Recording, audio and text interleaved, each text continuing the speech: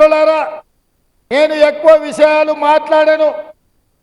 రెండు విషయాలు మాట్లాడి 17 సార్లు ఇప్పటి వరకు పార్లమెంటు ఎన్నికలు జరిగితే 70 సంవత్సరాలు ఈ ఆదిలాబాద్ పార్లమెంటు నియోజకవర్గం నుంచి ఏ ఒక్క మహిళకు అవకాశం రాలే. ఈనాడు శ్రీమతి సోనియా గాంధీ గారు ఆదిలాబాద్ నియోజకవర్గం నుంచి ఎట్టి పరిస్థితుల్లో ఒక ఆడబిడ్డను మీ తరపున కొట్లాడే గోండు బిడ్డను పార్లమెంటుకు తీసుకువెళ్ళాలి అని సోనియా గాంధీ గారి ఆదేశాలతోటి ఈనాడు అత్రం సుగుణను ఈ ఎన్నికల బరిలో దించడం జరిగింది. నేను ఒకటే విజ్ఞప్తి చేస్తున్న ఆదిలాబాద్ పార్లమెంట్ నియోజకవర్గ ప్రజలకు, 70 సంవత్సరాల తర్వాత కాంగ్రెస్ పార్టీ శ్రీమతి సోనియా గాంధీ గారు అత్రం సుగుణకు టికెట్ ఇవ్వడం జరిగింది.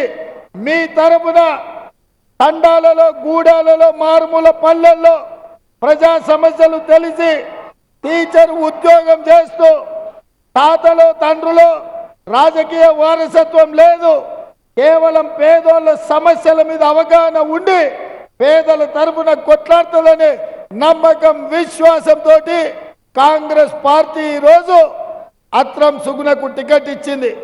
మీ పేదింటి బిడ్డను కొమరం భీం స్ఫూర్తిగా రామ్జీ గోండును ఆదర్శంగా తీసుకొని జల్ జమీన్ జంగిల్ పేరు మీద భూ పోరాటాలు చేసి నిజాంలకు వ్యతిరేకంగా తుపాకీ ఎక్కుపెట్టిన కొమరం భీంను స్ఫూర్తిగా తీసుకొని మీరు అత్రం సుగుణను గెలిపించండి. అందుకే మిత్రులారా, ఇవాళ మేమందరం ఇక్కడికి వచ్చింది మీకు తెలుసు. ఆదిలాబాద్ అంటే నాకు ఎంత ప్రత్యేకమో. నేను పిసిసి ప్రెసిడెంట్ అయిన మొట్టమొదటి ప్రోగ్రాం నిర్మల్ నియోజకవర్గంలో మోడీ పెంచిన ధరలకు వ్యతిరేకంగా పెట్రోల్, గ్యాస్, డీజిల్, అదే విధంగా నిత్యావసర వస్తువుల ధరలు పెంచిన మోడీకి వ్యతిరేకంగా ఈ నిర్మల్ నుంచే కార్యక్రమం తీసుకోవడం జరిగింది.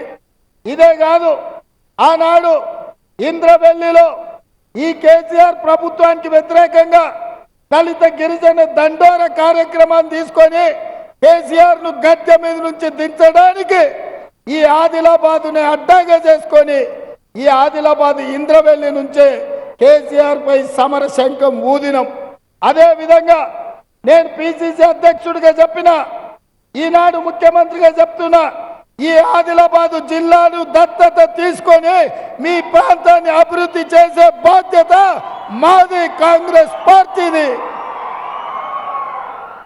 తుమ్మిడేటి దగ్గర ప్రాణహిత చేవెళ్ల ప్రాజెక్టును కట్టి 1,50,000 ఎకరాలకు మీకు నీళ్లు ఇచ్చే బాధ్యత కాంగ్రెస్ ప్రభుత్వంది.